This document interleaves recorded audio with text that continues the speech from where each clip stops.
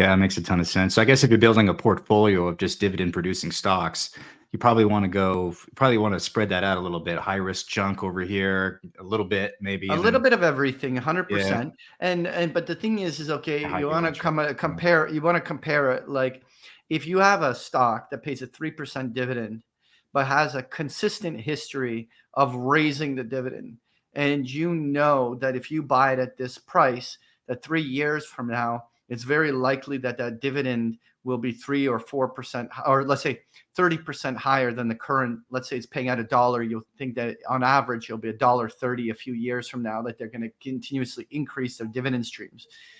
Over the long term of compounding, the ones that are growing their dividend payouts over the long term pay off over the long term.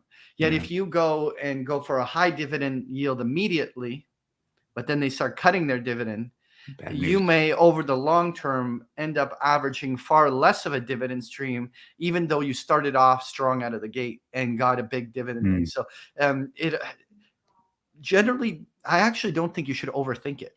yeah, Ultimately, put together a good diversified portfolio of high quality dividend payers.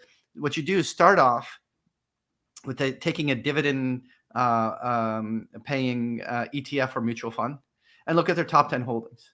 And immediately you can assume that these money managers have done substantial due diligence to assume that these dividends paying stocks are of the highest pedigree, that they will own the largest percentage weighting in them.